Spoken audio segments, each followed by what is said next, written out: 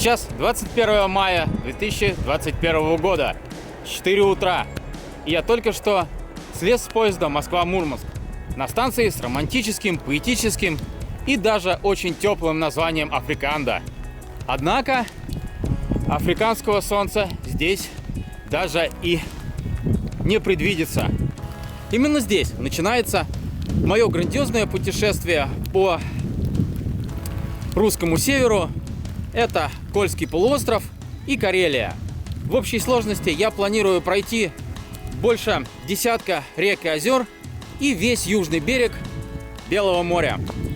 В совокупности должно получиться не менее 1500-2000 километров на веслах. Так что присоединяйтесь к моему трипу, подписывайтесь на канал, ставьте лайк и пройдем этот путь, как всегда, вместе. Вперед, друзья! А вот за моей спиной можно видеть весь мой нехитрый туристический скарб. Здесь порядка 100 килограмм в 3 рюкзаках и весла со спиннингом. Со всем этим грузом мне предстоит спуститься вот к Хаб-озеру, где я соберу лодку и отправлюсь в путь по Кольскому полуострову. Ну и как часто у меня это бывает, первые же метры похода дают о себе знать суровыми испытаниями. Мало того, что идет дождь, и я накутался во все теплое, я одел дождевик, так еще и дорога до озера, судя по всему, будет крайне тяжелой. Первое, что нужно сделать, это преодолеть бурелом на пути к грунтовой дороге, которая, может быть, выведет меня уже к озеру. По крайней мере, я на это очень надеюсь.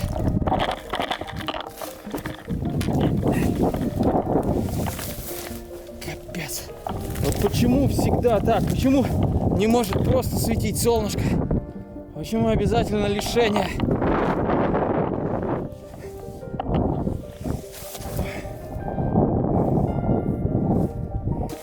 Перетаскивая тяжелые рюкзаки от железнодорожной станции к озеру, я тешил себя надеждой, что дальше весь этот груз будет ехать только в байдарке. Как же я тогда ошибался, друзья, ведь впереди меня ждали километры тяжелых обносов по льду, тайге и болотам. И вот так мне предстоит передвигаться со 100 килограммами.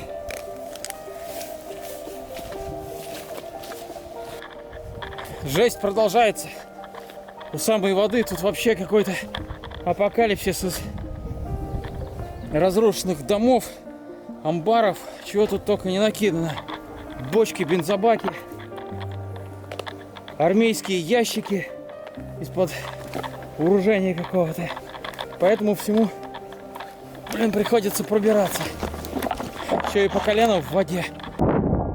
Первые же 200 метров, а я устал, как будто прошел десятку под рюкзаком. Ну, наверное, складывается еще волнение первых минут похода. Тем более, что на Кольском я еще не был. Локация абсолютно новая. Вот. Есть некоторые переживания, как тут что будет. Но это всегда так поначалу. Сейчас пройдет часик-другой. Организм привыкнет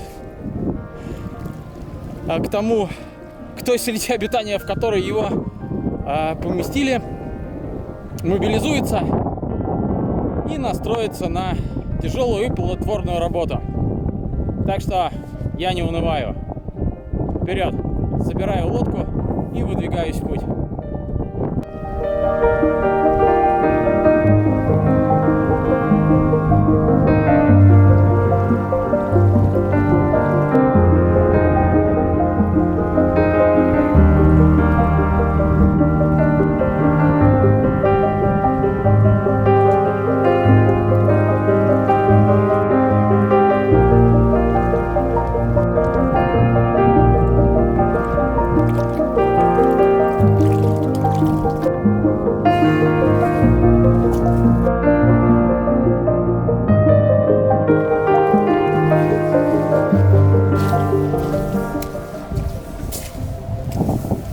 А вот, друзья мои, под пирсом обнаружился самый настоящий лед, кристаллы чистейшего заполярного льда. Так что поход предстоит весьма непростой, судя по всему, по погодным условиям. Ну что ж, фотографии для истории сделаны. Я чуть-чуть подосвоился, морально подпривык к дождю и холоду, и пора собирать мою байдарку и отправляться в путь.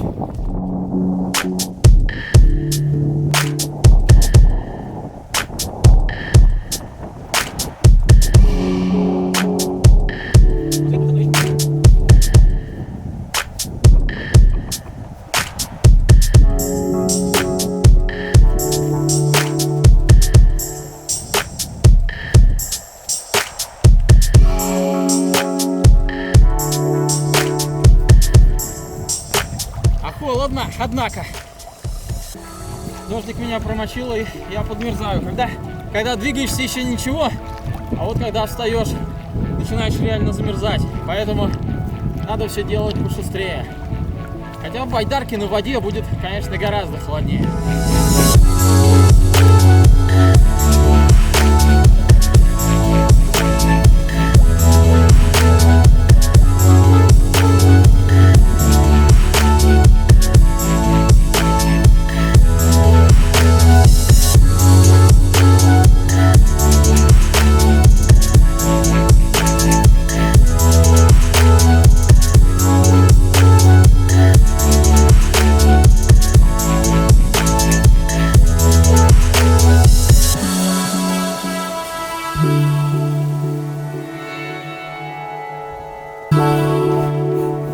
Пока качаю байдарку, скажу, собственно, о ней пару слов. Это надувная байдарка от компании Вольный ветер. Называется Каньон Соло. Весит порядка 12 килограмм и грузоподъемность у нее порядка 150 килограмм. Предназначена для прохождения порогов до 4 категории сложности включительно. По крайней мере, так заявляет производитель. Я лично ходил на ней пороги 3 категории сложности, но это на грани, друзья мои. Тут есть, конечно, система самоотлива, но при больших волнах она не справляется, и идти груженным совершенно невозможно. Налегке при достаточном скилле 3 категории пороги проходить можно. Дальше я бы не рисковал.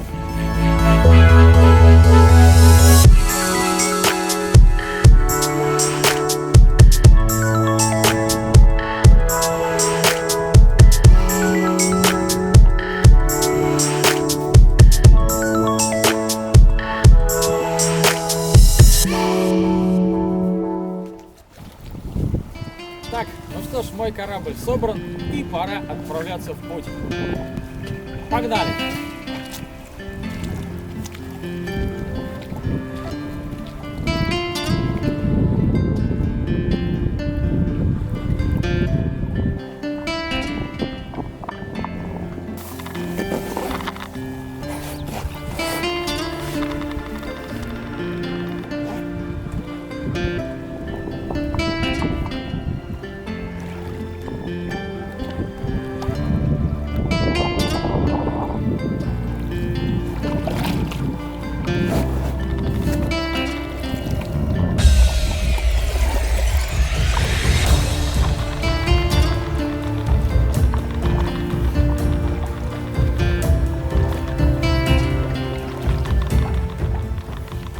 Так, ну что ж, первые метры по Хобозеру. Вдалеке даже немножко начинается проясняться небо. Надеюсь, к середине дня потеплеет. Сейчас еще только 5 часов утра. И сплав будет вполне комфортным. Сейчас еще зябко.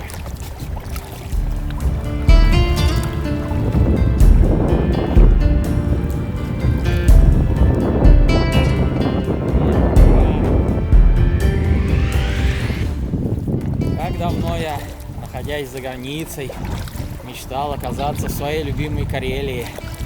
И вот оно свершилось. Конечно, бы еще немножко потеплее было бы, и вообще лепота.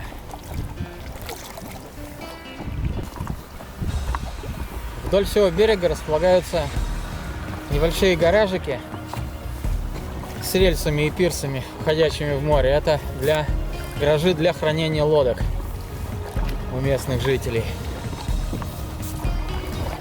Ну, выглядит все довольно аутентично. Да, по берегам вовсю еще лежит лед. Чувствуется дыхание севера. Весна сюда еще только-только пришла.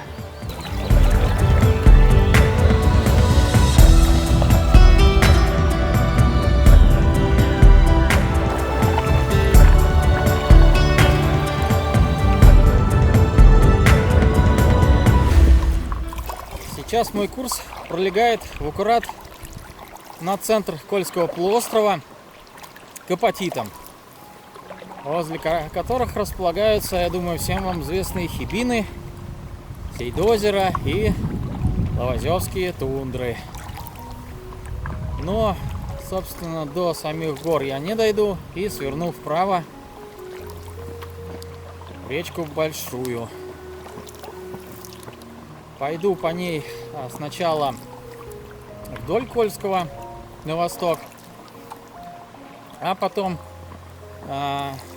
еще раз поверну направо и выйду через еще одно озеро в Белое море. Переправлюсь до Кандалакши, спущусь вниз немножко по южному берегу и уйду уже в систему озер. Далее пройду вниз до границы Карелии и вернусь в Белое море, по которому поднимусь снова вверх к Кандалакше. Таким образом у меня получится грандиозное северное кольцо по Белому морю и озерам и рекам. Как я уже сказал ранее, общий километраж должен составить от 1500 до 2000 километров. Ну, все, конечно, будет зависеть от погоды и природных разных условий рельефа, которые мне предстоит пройти. Категории сложности рек, связующих эти самые озера между собой. Ну, пока что план такой. А как получится на самом деле, мы с вами увидим. Впереди у нас 4 месяца. И, надеюсь, погода будет нам благоволить. Хотя, конечно, хорошая погода на севере — это роскошь.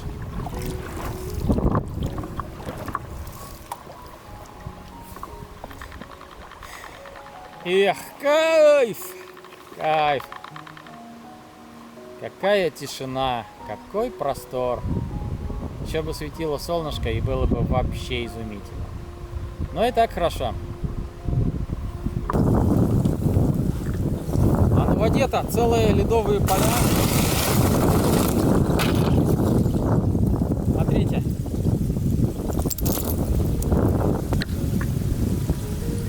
Да. Ледокол. Мы с вами прям по льду идем, проламывая. Ой, не застрять здесь.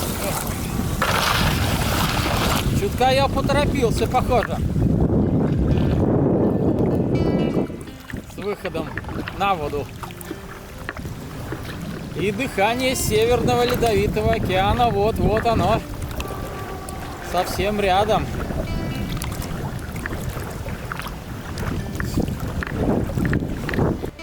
По левому борту прохожу очередные деревенские строеницы, а вот по правому борту через озеро виднеются заснеженные горы. Это, собственно, и есть Хибины. И снега там, прямо скажем, до хрена.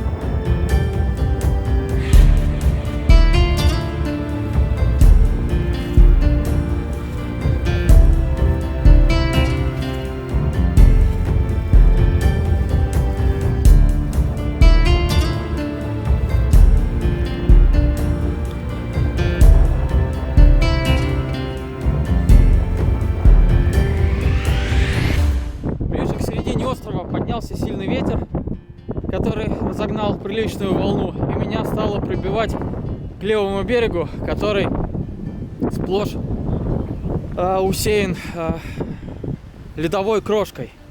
Буквально 50, там даже 100 метров от берега все ледяное месиво, и даже не подойти и не зачалиться. Поэтому, подойдя к узкому перешейку, я переплыл на другую сторону озера и вот выбрался на берег, чтобы немножко отдохнуть и осмотреться. И вот здесь вот на мысу стоит какая-то памятная табличка, которая гласит, что 9 ноября 2014 года в этом месте трагически погиб Владимиров Алексей. Такие вот таблички служат ярким напоминанием, что природа и стихия может забрать с собой вашу жизнь. Будьте всегда осторожны и предусмотрительны. Ну, в принципе, как я и думал, на таких вот открытых, удобных мысах, как правило, делают стоянки, и вот тут, собственно, как раз одна из них и есть. Причем мыс довольно узкий, и буквально через 10 метров открывается вид на противоположную сторону озера. Что-то я сильно продрог, поэтому запалил костерчик на этой же стояночке и решил почаевничать. Выпил пару кружек горячего чая. Мне слегка полегчало, но небо все абсолютно затянуто тучами.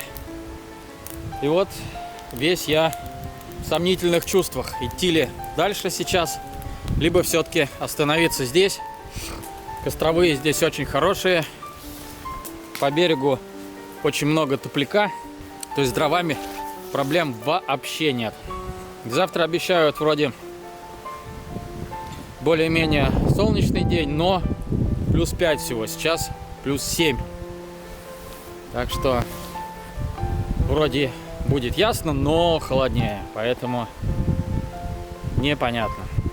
Интересно, что с одной стороны мыса совершенно чистый пляж, без намеков на снег, а с другой буквально через 20 метров находится целая наледь. Опа! Вот. Я попробовал выждать пару часиков, но ситуация с дождем не улучшилась, а скорее даже ухудшилась. Абсолютно все небо со всех сторон заволокло тучами, и я принял решение остаться здесь на ночь. Я уже установил палатку, сейчас сварю гречку, попью чайку и буду отдыхать. Пусть первый день будет лайтовым, чтобы втянуться, почувствовать ритм похода, а главное не простудиться и не заболеть.